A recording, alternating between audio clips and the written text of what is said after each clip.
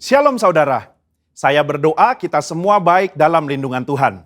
Saat ini kita sedang berada di era postmodernism, di mana salah satu cirinya ialah pendapat pribadi dianggap sebagai hal yang harus diperhatikan dan didengar. Sehingga hal tersebut mendapat tempat prioritas dalam kehidupan seseorang.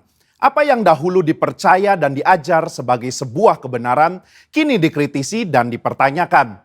Akibatnya, kebenaran atau fakta menjadi sebuah hal yang relatif. Dan orang akan cenderung mengutamakan dan mempercayai apa yang dia ingin percayai menurut perasaan dan keinginan hatinya. Begitu pula jika kita membahas mengenai persoalan gender dan LGBTQ. Hal-hal mengenai moralitas dan seksualitas yang sudah dipegang dan dipahami sejak lama, kini dipertanyakan dan diabaikan serta dianggap sebagai sesuatu yang salah dan tidak relevan. Tentu saja pandangan yang menyatakan bahwa setiap orang benar dan bebas melakukan apa yang ia inginkan menurut keinginan dan perasaannya adalah tidak benar. Nah, Voice of Pentecost hari ini adalah seri pertama dari seri Gender Identity Challenge dan LGBTQ. Gender identity adalah identitas jenis kelamin di mana seseorang dapat mengerti dan meyakini jenis kelaminnya berdasarkan organ seksualnya dan menjalani kehidupannya sebagai seorang individu berdasarkan organ seksual bawaan lahir yang telah Tuhan anugerahkan. Jika sejak awal penentuan gender identity-nya sudah benar, maka jika terjadi preferensi seksual yang menyimpang seperti LGBTQ dapat ditangani. Namun jika penentuan gender identity-nya sudah salah, maka preferensi seksualnya pun pasti akan jadi salah. Pandangan yang beredar saat ini ialah bahwa seseorang bisa dan berhak untuk menentukan gender identity-nya sendiri. Bukan berdasarkan organ reproduksi seksualnya, namun berdasarkan perasaan dan keinginan sendiri. Jadi bisa saja seorang pria yang secara biologis adalah laki-laki, namun karena ia merasa dan menyatakan dirinya sebagai wanita, maka ia dipanggil perempuan dan menggunakan fasilitas umum yang digunakan oleh wanita. Bahkan memiliki ketertarikan dan hasrat seksual terhadap seorang pria. Begitu pula sebaliknya. Pandangan ini telah diterima luas dan dilindungi di berbagai negara.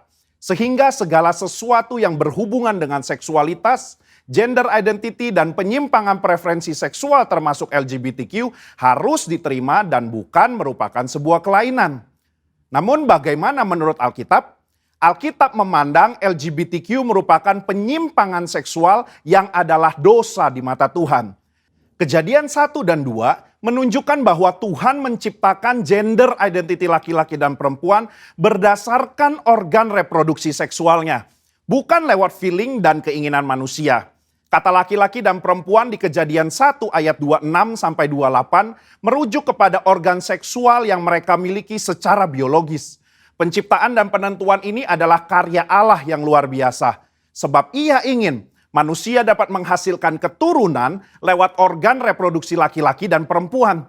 Jadi, jika seorang pria yang secara biologis adalah laki-laki, maka Tuhan ingin agar ia dapat menggunakan organ reproduksi seksualnya untuk menghasilkan keturunan lewat organ reproduksi wanita, itu pun hanya dalam pernikahan. Nah, masalah mulai timbul ketika manusia jatuh dalam dosa. Dosa membuat manusia membawa pikiran, keinginan, dan tindakannya yang terbelenggu oleh dosa, sehingga terjadilah gender identity challenge dan penyimpangan seksual.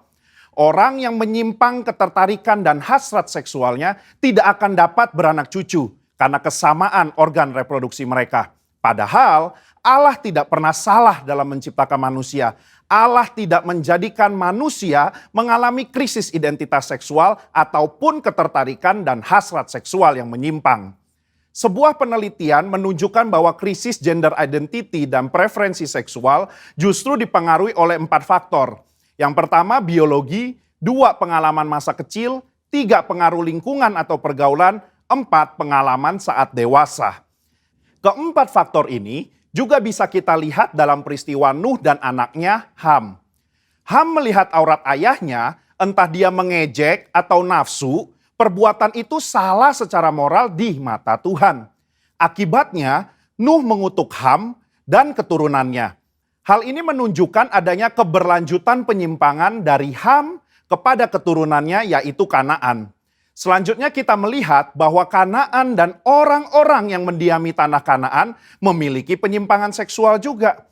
Apa yang terjadi di Sodom dan Gomora di tanah Kanaan dalam Kejadian 19 menunjukkan penyimpangan seksual yang parah dan bahkan sudah mempengaruhi Lot dan kedua anak perempuannya. Lot menganggap hal wajar untuk memberikan kedua anak perempuannya untuk dipergunakan secara seksual oleh kerumunan massa. Dan kelak di dalam pelarian mereka, kedua anak perempuannya pun menganggap normal untuk memiliki anak dari ayah mereka sendiri. Yang akhirnya menghasilkan bangsa Moab dan Amon yang juga akan dihukum Tuhan karena kejahatan yang bangsa ini lakukan. Kesimpulannya, gender identity merupakan hal yang penting dalam diri seseorang. Di mana gender identity tidak ditentukan lewat perasaan dan keinginan hati, melainkan lewat organ reproduksi seksual yang telah Tuhan berikan saat seseorang dilahirkan. Tidak ada orang yang lahir dengan keadaan atau hasrat seksual menyimpang seperti LGBTQ. Seolah-olah Tuhan telah membuatnya demikian. Tuhan tidak pernah salah di dalam menciptakan manusia. Justru dosalah yang membuat manusia membawa pikiran, keinginan, dan tindakannya pada keputusan yang salah. Maka dari itu, diperlukan kemampuan dan keputusan yang tegas dalam memahami dan meyakini gender identity seseorang sedari awal kehidupannya. Sehingga di kemudian hari, ia tidak masuk dalam penyimpangan seksual seperti LGBTQ. Saudara, untuk penjelasan lengkapnya dari tim teologi kami, silakan klik link yang ada di atas atau scan QR Code yang tersedia. Salam integritas, Tuhan Yesus memberkati.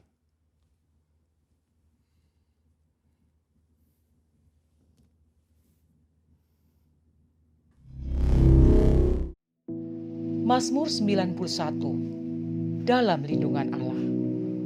Orang yang duduk dalam lindungan yang maha tinggi dan bermalam dalam naungan yang maha kuasa akan berkata kepada Tuhan, tempat perlindunganku dan kubu pertahananku, Allahku yang kupercayai. Sungguh, dialah yang akan melepaskan engkau dari jerat penangkap burung, dari penyakit sampar yang busuk. Dengan kepaknya ia akan menudungi engkau, di bawah sayapnya engkau akan berlindung. Kesetiaannya ialah perisai dan pagar tembok. Engkau tak usah takut terhadap kedahsyatan malam, terhadap panah yang terbang di waktu siang, terhadap penyakit sampar yang berjalan di dalam gelap, terhadap penyakit menular yang mengamuk di waktu petang.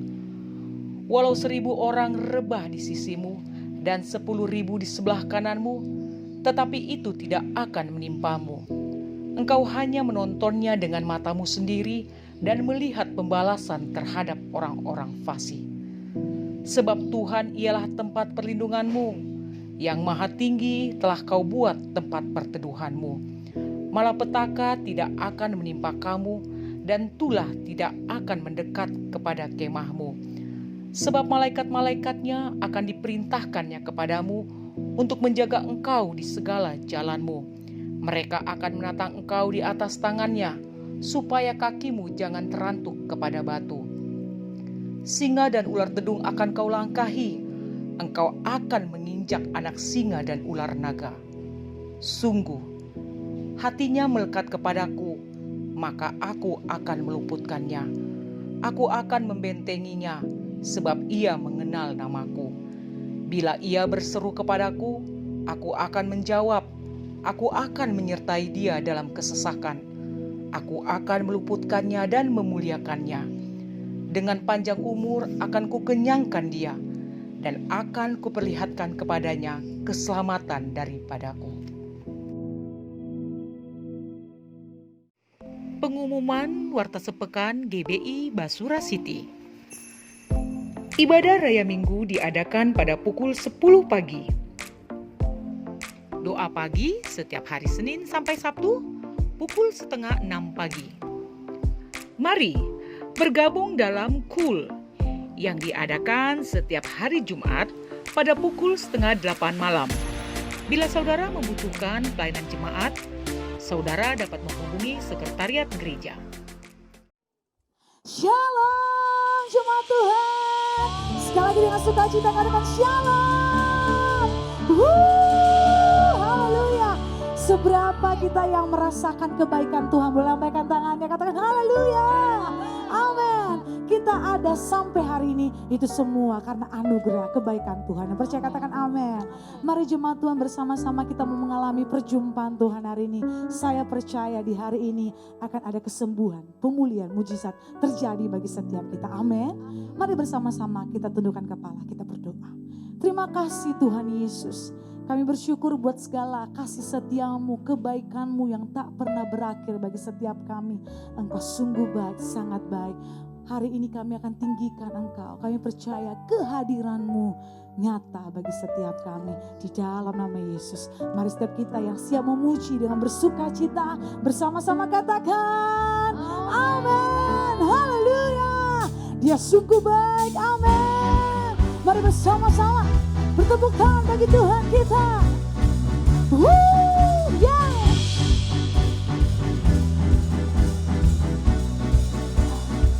Haleluya. Kau sungguh baik Tuhan.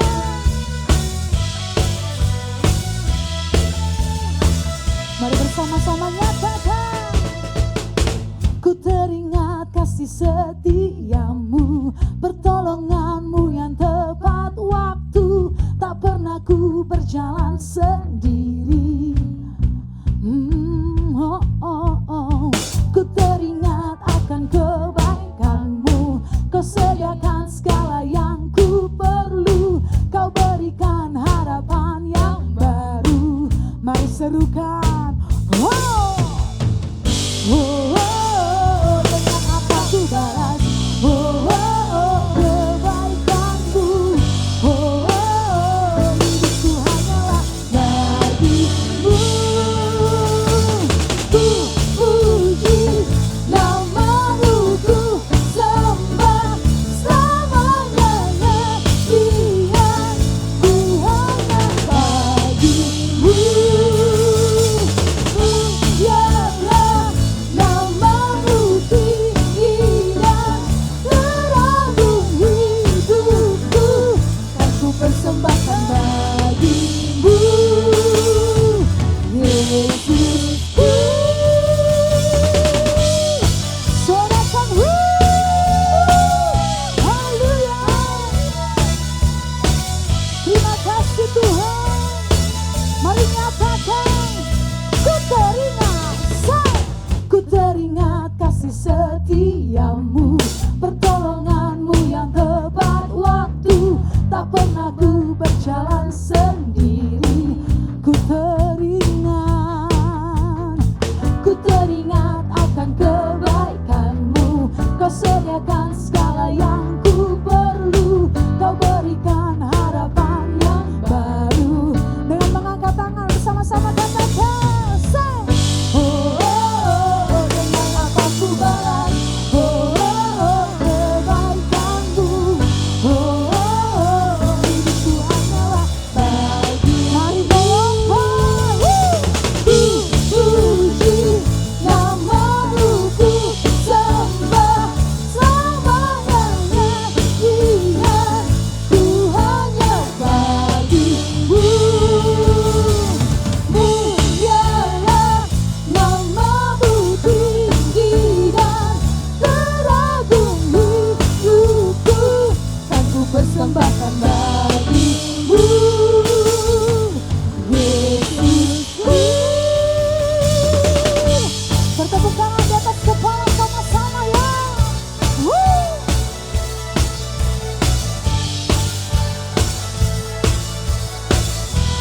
Haleluya. Ya. Kami bersyukur Tuhan. Terima kasih Tuhan Yesus. Mari nyatakan dengan apa ku balas kebaikanmu. Hidupku hanyalah bagimu. Ayo Yesus, puji namamu, ku sembah selamanya. Iya,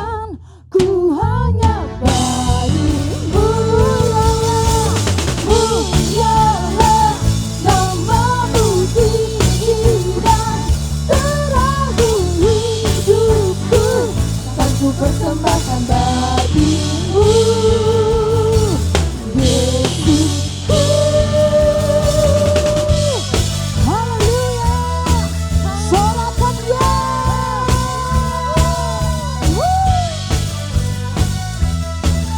Mari berikan tepuk tangan yang terdahsyat buat Tuhan kita. Sorak-sorak.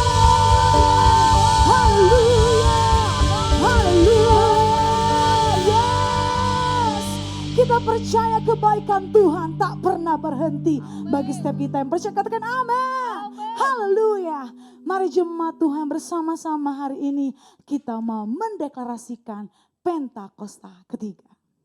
Apa yang dimaksud dengan Pentakosta ketiga? 1. Pentakosta ketiga adalah pencurahan Roh Kudus yang dahsyat di zaman ini melebihi yang terjadi di Azusa Street. 2. Pentakosta ketiga akan mengakibatkan penuaian jiwa yang terbesar dan yang terakhir sebelum Tuhan Yesus datang kembali. 3. Pentakosta ketiga akan membangkitkan generasi Yeremia, yaitu anak-anak muda yang dipenuhi Roh Kudus, cinta mati-matian kepada Tuhan Yesus, tidak kompromi terhadap dosa dan akan bergerak untuk memenangkan jiwa. 4. Pentakosta ketiga lahir di Indonesia yang bergerak ke bangsa-bangsa. Gerakan ini dari timur ke barat dan akan kembali ke Yerusalem. 5. Pentakosta ketiga akan memberikan kuasa untuk menyelesaikan amanat agung. Dan setelah itu Tuhan Yesus datang kembali. Mari berikan tepuk tangan, sorak-sorai bagi Dia. Haleluya. Kami bersyukur Tuhan buat kebaikan-Mu, kasih setia-Mu, anugerah pemeliharaanmu dalam kehidupan kami. Dan hari ini kami katakan Engkau Tuhan sungguh baik. Thank you Lord, thank you Lord. Haleluya.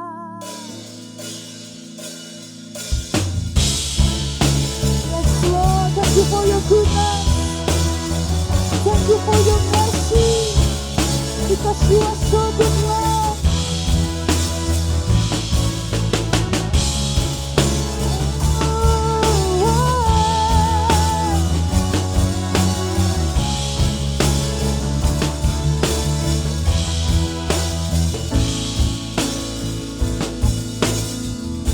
Mari nyatakan I love you Lord.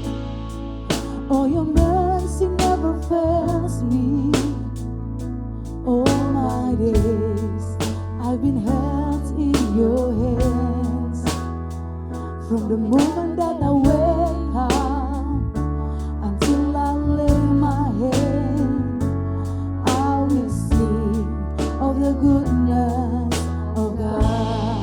Let's sing together all my life. Yes, Jesus. All my life you have been faithful. Yes, Lord. All my life you have been so, so good.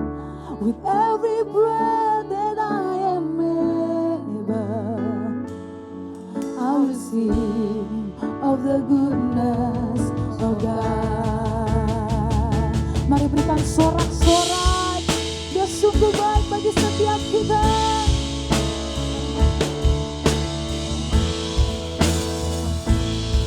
I love your voice, Lord. I love your voice. You have led me to the fire in darkest night. You are close like no other. I've known you as a father. I've known you as a friend. I have lived in the goodness of God. All my life you have been faithful. All my life you have been so, so good. With every breath that I am able, I will sing of the goodness of God. All my life you have been faithful. All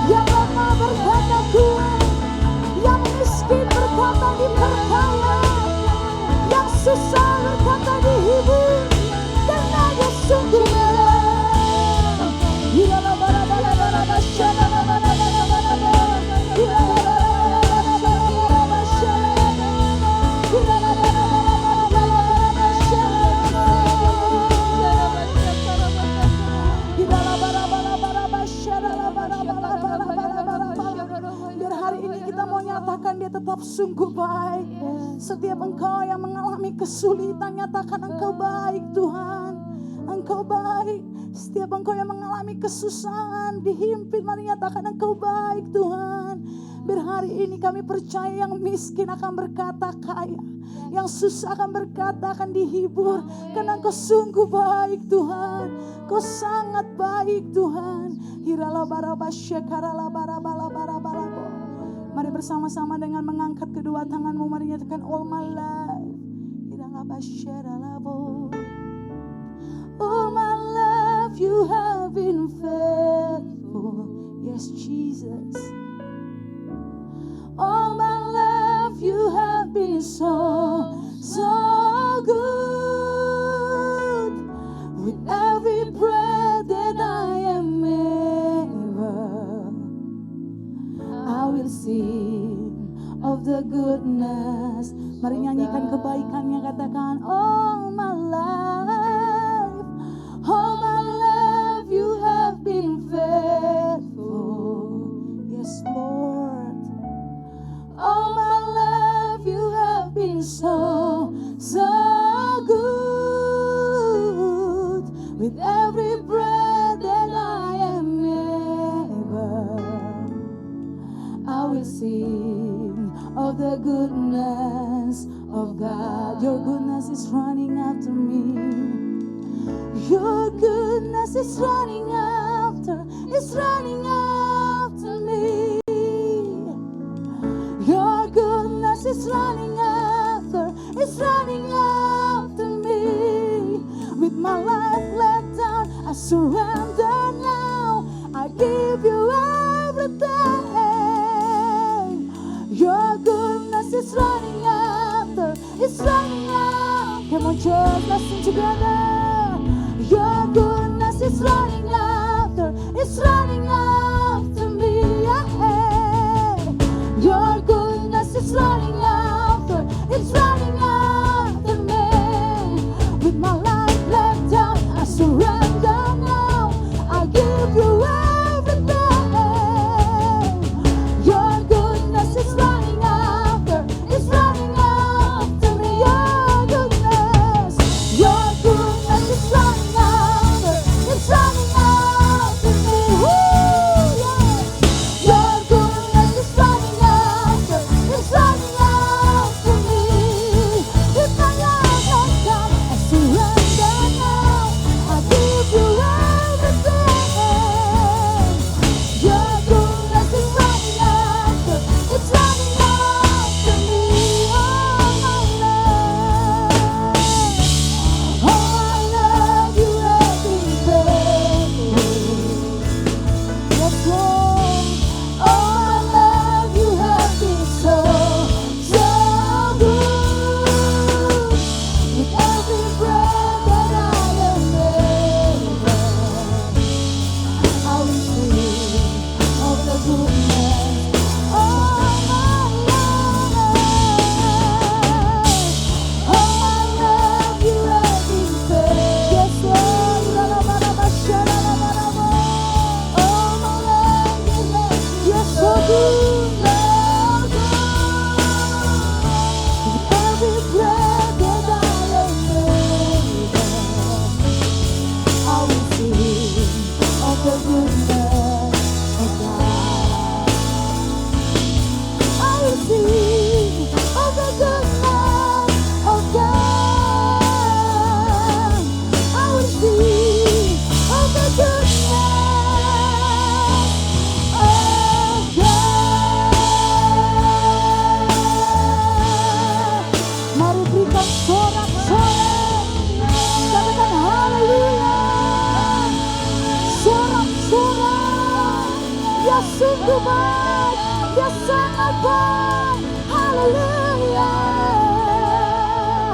Tidak ada alasan apapun untuk kami tidak berkata Engkau baik. Kami percaya apapun keadaan kami tetap katakan Engkau baik Tuhan. Engkau sungguh baik. Bahkan dalam kesakitan, kesulitan, kesusahan, kami tetap menyatakan dengan penuh sukacita, dengan penuh syukur.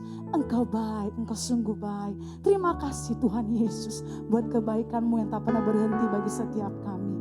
Kami bersyukur punya Allah seperti Engkau. Saat ini kami siapkan hati kami untuk mendengarkan kebenaran firman-Mu. Kami percaya firman-Mu memberikan kemenangan, membebaskan bagi setiap kami. Setiap kita yang siap diberkati oleh kebenaran firman Tuhan, dengan bersukacita katakan amin. Haleluya. Puji nama-Mu, ku sembah selamanya. Tuhan, Tuhan yang bagimu.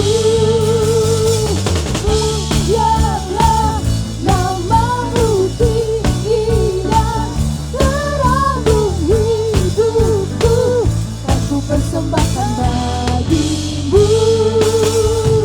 Yesus. Sorakan haleluya. Terima kasih Tuhan. Mari nyatakan, ku teringat kasih setiamu, pertolonganmu yang tepat waktu. Tak pernah ku berjalan sendiri, ku teringat.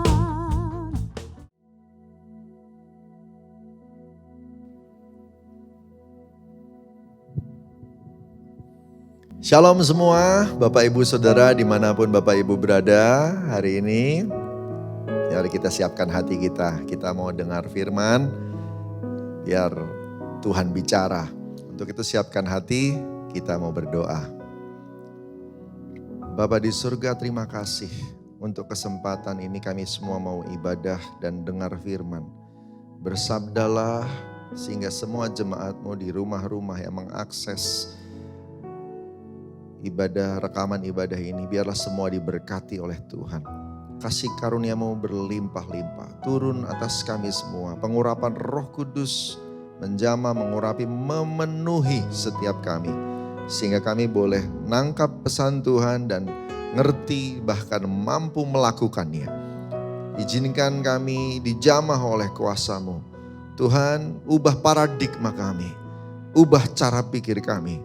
Karena dalam masa Pentakosta ketiga ini, Tuhan lagi mau bekerja dengan cara yang baru. Urapi kami semua. Di dalam nama Tuhan Yesus. Haleluya. Amin. Puji Tuhan. Haleluya. Bapak Ibu Saudara yang dikasihi Tuhan, kita sekarang ada di masa Pentakosta ketiga. Kita percaya kita semua dituntun oleh Roh. Dan Roh Kudus menuntun kita lewat gembala sidang, gembala pembina kita.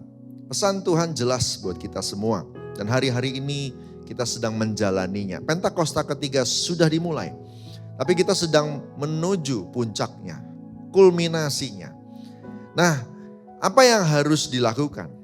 Salah satu yang digarisbawahi lewat pesan Tuhan oleh Pak Niko, itu adalah perubahan paradigma. Ada sesuatu yang baru sedang datang dan nanti kita semua akan berjalan dalam irama yang baru, dalam cara yang baru. Apakah nanti kita baru siap-siap atau dari hari ini kita harus siap-siap? Nah, pertanyaan ini akan dijawab dalam firman yang akan disampaikan. Itu sebabnya siapkan Alkitabnya, kita buka sama-sama yuk. Lukas 5 ayat 36 sampai dengan 39. Lukas 5 ayat 36 sampai dengan 39. Suatu kali Tuhan Yesus sedang bercakap-cakap dengan orang-orang Farisi. Dan kemudian orang-orang Farisi itu mengajukan sebuah pertanyaan tentang berpuasa. Kenapa murid-muridmu tidak berpuasa? Ya, dan jawaban Tuhan Yesus uniknya dia tidak langsung membahas soal puasa. Tetapi dia membahas tentang hal yang lain. Nah, yuk kita baca. Kita Lukas 5, 36 sampai dengan 39. Ia mengatakan juga suatu perumpamaan kepada mereka. Tidak seorang pun mengoyakkan secari kain dari baju yang baru untuk menambalkannya pada baju yang tua. Jika demikian, yang baru itu juga akan koyak, dan pada yang tua itu tidak akan cocok kain penambal yang dikoyakkan dari yang baru itu. Demikian juga tidak seorang pun mengisikan anggur yang baru ke dalam kantong kulit yang tua. Karena jika demikian, anggur yang baru itu akan mengoyakkan kantong itu dan anggur itu akan terbuang dan kantong itu pun hancur. Tetapi anggur yang baru harus disimpan dalam kantong yang baru pula. Dan tidak seorang pun yang telah minum anggur tua ingin minum anggur baru, sebab ia akan berkata, anggur yang tua itu baik. Teks ini menjawab pertanyaan para Farisi tadi. Tapi herannya Tuhan gak bahas puasanya, ya. Karena memang gini, puasa itu biasanya dilakukan untuk memperbaharui diri, kualitas rohani seseorang. Nah, Tuhan Yesus mau bilang begini, gak akan bisa diperbaharui kalau manusia lamanya gak diubah dulu. Ya, kira-kira seperti itu kesimpulannya. Gak bisa dengan puasa saja lalu orang jadi berubah. Nah, paradigmanya mesti dirubah. Attitude-nya, perilakunya, value-nya, nilai-nilai di dalam dirinya dirubah dulu. Mau puasa berapa kali juga, kalau itunya tidak berubah, yang tadi saya sebut tidak berubah, gak akan berubah manusianya. Makanya Tuhan Yesus bilang, yang penting itu kirbatnya baru terima anggur baru. Yang penting itu kainnya baru bisa ditambal dengan kain yang baru pula. Nah, saudara kasih Tuhan, Pentakosta ketiga ini bicara tentang pencurahan Roh Kudus di zaman akhir. Sekali lagi, pencurahan Roh Kudus di zaman akhir. Bukan Pentakosta, bukan pencurahan Roh Kudus di zaman yang lain. Ini Pentakosta, pencurahan Roh Kudus yang terakhir dengan kapasitas yang berbeda. Dan momen ini adalah momen di mana kita semua fokus untuk menyelesaikan amanat agung. Tidak sama dengan pencurahan Roh Kudus atau lawatan Roh Kudus yang biasa. Roh Kudus sering dilambangkan anggur. Yang bila diminum, dia memang akan menguasai orang yang meminumnya. Ya, itulah sebabnya kenapa salah satu lambang Roh Kudus adalah anggur. Karena anggur kalau diminum, ya, itu akan menguasai siapapun yang meminumnya. Nah, Roh Kudus kalau masuk dalam diri seseorang, benar-benar ada dalam diri seseorang, Roh Kudus akan menguasai orang itu, merubah orang itu. Dan pesan Tuhan di Kisah Rasul ini menjelaskan bahwa perubahan paradigma harus terjadi lebih dulu. Baru pencurahan Roh Kudus akan ada hasil yang berbeda. Kalau orang itu tidak berubah paradigmanya, hasilnya nggak akan berbeda, sama aja. Dan Tuhan maunya kita terima yang beda, bukan terima yang sama. Saudara kasih Tuhan, pencurahan Roh Kudus dapat menghasilkan penuaian yang terdahsyat, yang terbesar. Dan namanya tuaian bukan cuma jiwa-jiwa, tapi semua janji Tuhan juga kita tuai. Yang mau terima janji Tuhan, katakan amin. Saudara dikasih Tuhan, haleluya. Saudara, mari kita lihat ya. Ada dua hal yang perlu diperhatikan. Yang pertama tentang kain, yang kedua tentang kantong anggur. Ya, mari kita bicara, yang sering dibahas di mana-mana tentang kantong anggur ya. Tapi saya mau ajak kita lihat tentang kain dulu ya. Karena memang ayatnya kan urutannya begitu. Ayat 36 mengatakan, tidak seorang pun mengoyakkan secari kain dari baju yang baru untuk nambal baju yang tua. Jika demikian, yang baru itu juga akan koyak, dan pada yang tua tidak akan cocok kain penambal yang dikoyakkan dari yang baru. Biasanya kain tua itu ditambal sama kain tua. Kenapa? Berapa banyak di tempat ini yang suka pakai kaos lama? Saudara seneng gak pakai kaos yang udah lama, yang bertahun-tahun, kadang-kadang udah robek-robek. Kenapa? Karena cetakannya udah pas. Ya, karena waktu engkau pakai baju kaos yang lama itu, kaos yang baru tadinya baru itu mulai menyesuaikan diri dengan badan kita. Ya, di bagian perut mungkin agak maju sedikit. di bagian leher mungkin agak membesar sedikit. Atau ya bagian pinggul dia membesar sedikit. Ya bagian pundak dia mengecil, membesar sedikit atau bagaimana. Jadi ada penyesuaian yang dialami oleh si kain itu. Dan kalau dia sudah sampai di titik tertentu, dia udah gak berubah lagi. Makanya orang agak susah melepas baju lama yang enak dipakai. Khususnya kalau di rumah ya. Kalau di tempat umum biasanya orang suka baju baru ya. Tetapi kalau di rumah, di tempat yang maunya nyaman, kita gak ada orang yang lihat. Kita akan suka sama kain lama. Kita suka sama baju lama. Nah, titik tertentu dia udah gak bisa berubah lagi, maka robeklah dia. Kalau mau ditambal, dia gak bisa pakai yang baru. Kenapa? Yang baru masih mau menyesuaikan diri. Kain itu harus jadi baru dulu. Dan dalam konteks tulisan perjanjian baru yang ditulis oleh Lukas ini, kejadiannya ini 2000 tahun yang lalu. Gak kayak kita yang tiap musim tertentu, musim lebaran, musim natalan, atau musim apa kita beli baju baru dan sebagainya. Zaman dulu nggak lumrah membeli baju baru. Karena baju itu biasanya buatan made in mama. Ya, semua baju zaman dulu tuh made in mama. Mama yang bikin semuanya. Jadi kalau robek itu mama yang jahit dan sebagainya. Jarang beli baru. Ya, biasanya dibuat baru. Nah, kalau ada yang harus dibuat baru, maka biasanya harusnya dikelantang. Diproses. Kain itu harusnya diproses dulu dengan ragi. Ya. Detailnya saya terus terang tidak bisa jelaskan dalam khotbah ini. Ya, karena waktu kita. Tetapi pokoknya mereka harus baju atau kain-kain itu harus lalui dulu proses yang sama. Di dalam peragian itu. Kain itu dikasih ragi. Ya, zaman itu.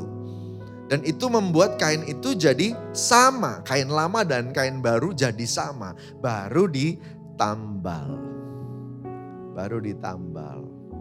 Nah, saudara, kain baru gak bisa ditaruh di kain lama. Tapi kalau kain lamanya diproses, bisa ditambal kain baru. Karena kain barunya juga diproses. Yang pertama, bagaimana caranya paradigma baru itu bisa terjadi? Kalau kita sama-sama diproses. Diproses. Mengalami pembentukan. Haleluya. Dan Pentakosta ketiga ini, saudara dikasih Tuhan, sejak 2019 sampai 2021, semua Anda dan saya masuk proses. Haleluya. Amin saudara. Yang pertama yang bisa rubah manusia adalah proses. Proses. Tuhan berkepentingan untuk perubahan Anda dan saya. Dan itulah sebabnya kita semua masuk dalam kondisi yang gak nyaman hari-hari ini. Kenapa? Karena seperti kain yang hendak ditambal, maka kita semua harus disatukan dulu, disamakan dulu. Baru dan lama jadikan satu. Yang baru jangan sampai merusak yang lama. Harus jadi sama dulu. Halo? Puji Tuhan. Pekerjaan yang baru jangan sampai merusak pekerjaan yang lama. Pelayanan yang baru jangan sampai merusak pelayanan yang lama. Harus dua-duanya saling mendukung. Harus jadi satu. Kalau dalam proses ini, pembentukan ini kita tidak bersama-sama dibentuk, lalu kita bawa cara lama, kita bawa cara baru, lalu ditabrakkan, robek. Pekerjaan, keluarga, paradigma, yang lama dan baru ditabrakkan, robek. Harus ada masa penyesuaian, diproses bersama. Halo, amin. Bukankah suami istri untuk bersatu juga harus mengalami proses bersama? Proses bersama. Ya, proses bersama. Dan itulah yang membuat kain yang baru bisa nempel di kain yang lama. Saudara dikasih Tuhan perlu proses. Ini nomor satu. Itu yang rubah kita. Puji Tuhan kalau Anda dan saya ngalami proses. Ada macam-macam. Ada yang ngalami PHK. Terus bertahan berdoa bersama dengan Tuhan menghadapinya. Saudara, saya lihat kesaksian-kesaksian jemaat dan pengerja-pengerja. Dahsyat-dahsyat. Semuanya mengalami pembelaan Tuhan.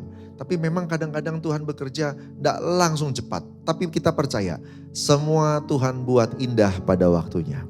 Amin. Tepat waktu pertolongan Tuhan. Dan ini terjadi, saudara. Ada yang 2 bulan kemudian dapat pekerjaan. Ada yang 5 bulan kemudian dapat pekerjaan. Ada yang baru seminggu langsung dapat pekerjaan yang baru. Ya, atau memulai usaha yang lama tutup, dia memulai usaha yang baru buka, dan seterusnya dan seterusnya. Tadi pagi saya baru baca sebuah artikel ya dari LinkedIn, dari media sosial LinkedIn namanya. Saudara, itu ada manajer, saudara, ya 8 tahun dia membawahi sebuah departemen 42 orang kalau nggak salah bawahannya, saudara. Posisi dia sudah lumayan tinggi gitu ya. Tetapi tiba-tiba kena PHK di masa resesi ini. Gitu. Masa resesi ini dia kena PHK dan kemudian saudara yang dikasih Tuhan, dia berdoa, dia berjuang dan hari ini dia buka warung dan sukses. Ya, nasi uduk. Ya, saudara, ya nasi uduk kota apa gitu ya. Dia jualan dari mobil, saudara, dan sukses. Ya, kok bisa ya? Ya cara Tuhan, sudah dikasih Tuhan. Tapi ngalami proses dulu. Karena kalau dia nggak ngalami PHK, mungkin nggak dapat bisnis yang baru. Kalau dia nggak ngalami kemalangan, mungkin dia nggak dapat peluang yang baru. Ada proses yang menjembatani yang lama dan yang baru. Dan ini mesti dilalui. Tuhan yang atur langkah kita. Dan puji Tuhan, karena Anda dan saya adalah orang benar, milik Tuhan. Maka tiap langkah kita, Tuhan yang menetapkan. Amin. Beri tepuk tangan buat Tuhan Yesus kita. Haleluya, puji Tuhan. Saudara dikasih Tuhan, yang kedua, kantong anggur baru. Bagaimana caranya untuk merubah manusia? Yang pertama, proses. Yang kedua, ayat ke-37 dan ke-38. Demikian juga tidak seorang pun mengisikan anggur yang baru ke dalam kantong kulit yang tua. Karena jika demikian anggur yang baru itu akan mengoyakkan kantong itu dan anggur itu akan terbuang dan kantong itu pun hancur. Tapi anggur yang baru harus disimpan dalam kantong yang baru pula. Dan tidak seorang pun telah minum anggur tua ingin minum anggur baru karena anggur yang tua itu baik. Katanya gitu ya, anggur kalau makin lama makin enak. Jadi maunya anggur tua bukan anggur baru gitu. Enak, kenapa enak? Udah biasa, tambah lama tambah ahli, tambah lama tambah enak, tambah manis, tambah mantap begitu. Ya kalau kita beli anggur makin tua tahunnya, buatannya maka makin mahal dia. Karena makin manis, makin enak. Dia mengalami proses, sama ya. Anggur juga mengalami proses dengan ragi. Baju juga mengalami proses dengan ragi. Tetapi yang kita masalahin kalau yang di anggur, masalah anggur ini bukan anggurnya. Apanya? Kantongnya. Ya. Kantongnya. Kantong anggurnya itu kalau anggur baru harusnya kantong baru. Kalau anggur tua kasih kantong tua gak apa-apa. Ya. Kenapa? Karena kantong zaman dulu, anggur zaman dulu disimpan bukan di botol. Tetapi di kantong kulit. Ya, seperti bentuknya seperti bungkus biola begitu ya. Ya, tapi yang lebih kecil lagi. Di selempang begitu ya. Nah itu dia. Saudara dikasih Tuhan, botol minum yang dibuat dari kantong kulit itu kalau baru dia masih elastis. Zaman dulu belum ada yang namanya karet ya. Nah ini elastis, kulit itu elastis. Sehingga kalau anggur itu masih ada gasnya, dia masih bisa membentuk kantong kulit yang baru itu. Nah ketika anggur itu sudah tua, maka kantongnya juga sudah mati. Dia tidak bisa membesar lagi. Nah waktu kantong tua itu diisi anggur baru yang masih bergas.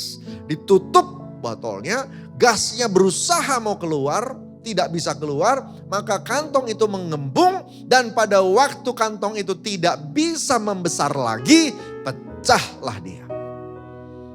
Pecahlah dia. Makanya anggur baru tidak bisa ditaruh di kantong lama. Apa solusinya? Ya orang zaman dulu kalau banyak duit ya dia buang, dia ganti baru. Tapi itu hanya orang yang banyak duitnya. Yang secara umum tidak banyak duit, saudara. Ya. Dan kantong itu kan dari kulit ya. Berarti harus ada binatang yang dibunuh. Jadi apa yang mereka lakukan supaya tidak terlalu banyak binatang dibunuh, cuma diambil kulitnya untuk jadi kantong anggur. Apa yang mereka lakukan? Orang zaman dulu akan merendam kantong itu di dalam minyak zaitun atau di dalam olive oil ya. Direndam di situ. Dan kantong kulit yang sudah tua jadi elastis lagi. Nah, itu jadi bukan kantong baru, kantong diperbaharui. Kantong lama yang dibikin jadi baru. Direndam dalam minyak. Oh haleluya. Saudara yang dikasih Tuhan. Cara kedua untuk merubah manusia. Soaking in the spirit. Rendam diri di dalam hadirat Tuhan. Rendam diri di dalam hadirat Tuhan. Banyak masuk dalam pertemuan doa bersama-sama. Banyak masuk dalam rumah doa bersama-sama. Menara doa bersama-sama. Banyak masuk dalam perkumpulan-perkumpulan orang percaya. Berdoa menyembah Tuhan bersama-sama di kul-kul. Berdoa menyembah Tuhan bersama-sama. Kadang-kadang bersama-sama dengan hamba-hamba Tuhan di IG, di YouTube. Saudara, ambil bagian bersama-sama. Nyembah, jangan sendirian. Kita masuk hadirat karena 2-3 orang hadir, Tuhan hadir. Halo? 2-3 orang hadir, sepakat Tuhan hadir. Dan menyembah bersama-sama. Kepastian kehadiran Tuhan itu merendam engkau dengan hadiratnya. Dan di sana engkau yang sudah lama, engkau yang sudah biasa dengan cara lama, dirubah sehingga bisa menerima cara baru dari Tuhan. Baik dalam pelayanan, kita butuh cara baru. Baik dalam pekerjaan, kita butuh cara baru.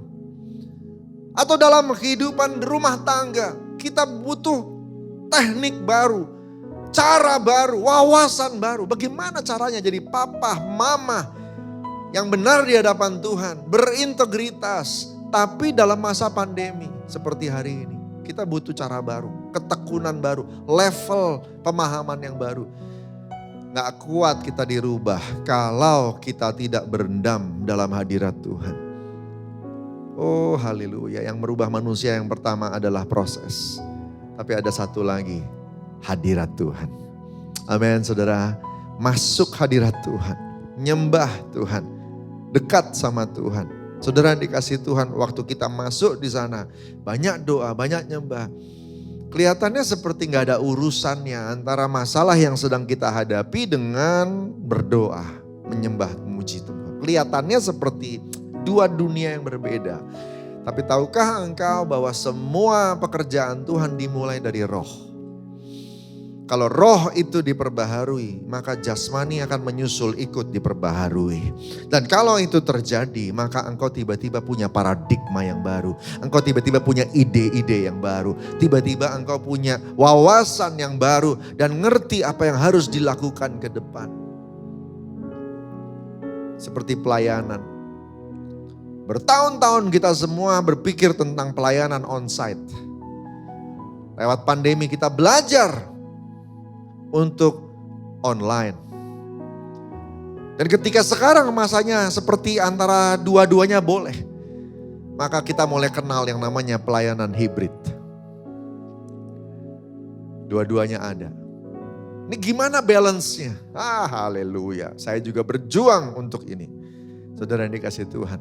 Tapi kalau kita masuk dalam hadirat Tuhan, nanti Tuhan sendiri yang akan tuntun kita dan kita akan ketemu gimana cara ngaturnya. Amin. Saudara dikasih Tuhan, hamba-hamba Tuhan, anak-anak Tuhan. Dalam pelayanan seperti itu, dalam pekerjaan seperti itu, dan juga dalam rumah tangga, dalam kehidupan, semua juga begitu. Yang penting jalan dengan Tuhan. Dan hari ini paradigma baru harus berubah. Karena Pentakosta ketiga kita butuh paradigma yang baru. Biarkan Tuhan bawa kita masuk sana. Amin. Tuhan bentuk Anda dan saya. Karena Tuhan sayang kita semua. Haleluya. Puji Tuhan. Bagai tanah liat dalam tanganmu, kau jadikan bejana yang indah.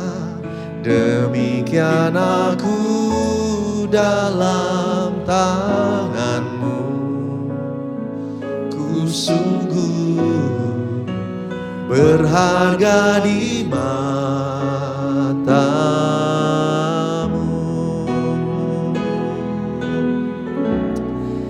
Engkaulah Tuhan, Kaulah penjunan, Kau memilihku dan membentukku, Kau buatku hidup di hadapanmu, untuk nyatakan kemuliaan-Mu.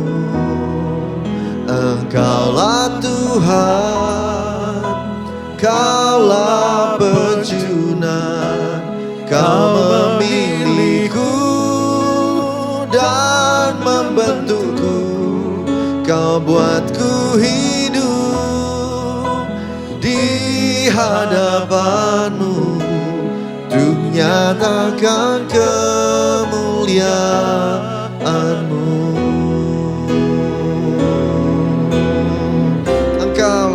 Engkaulah Tuhan, Kaulah penjunan, Kau memilihku dan membentukku, Kau buatku hidup di hadapanmu, untuk nyatakan kemuliaan-Mu, untuk nyatakan kemuliaan-Mu, untuk nyatakan kemuliaan-Mu.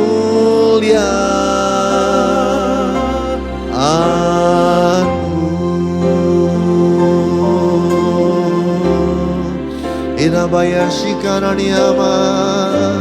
Masuk hadirat Tuhan lebih lagi. Hinamaya syakamaya raniyamaya sando. Haleluya, haleluya. Bawa kami lebih dalam ya Tuhan.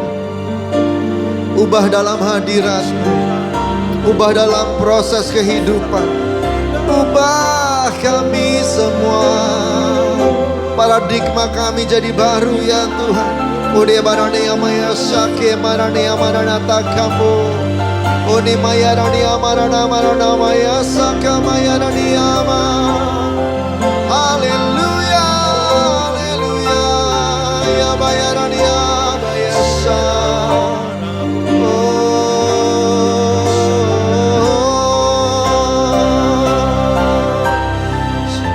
Barala barala maya saka maya na na na na na na na maya sana. Kasih karunia-Mu, Roh Kudus turun, jamah semua kami, jadikan kami baru.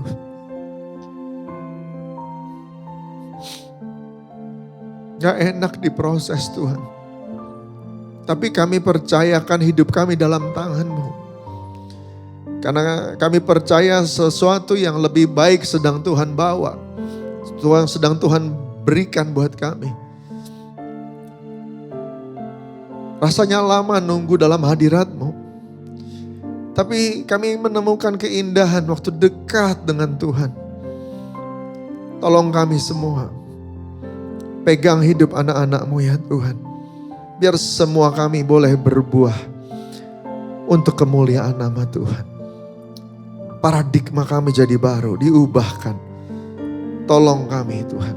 Makasih Roh Kudus. Terima kasih. Makasih. Berkati semuanya ya Tuhan. Makasih. Yang lemah kuatkan. Yang sakit sembuh dalam nama Yesus Tuhan. Pintu yang tertutup terbuka. Anugerah-Mu Tuhan menolong kami semua tepat pada waktunya. Di dalam nama Tuhan Yesus. Haleluya, haleluya. Sama-sama katakan amin. Kita akan terima doa berkat. Mari angkat tangan kita sama-sama, buka hati, terima berkat dari Tuhan. Kekasih-kekasih Tuhan, terimalah berkat berlimpah-limpah dari Allah Bapa di surga. Kasih karunia yang setia dari Tuhan Yesus Kristus. Persekutuan manis dengan Roh Kudus menyertai dari hari ini sampai Maranatha, sampai selama-lamanya. Haleluya. Yang diberkati Tuhan, sama-sama katakan amin. Tuhan berkati, selamat hari Minggu.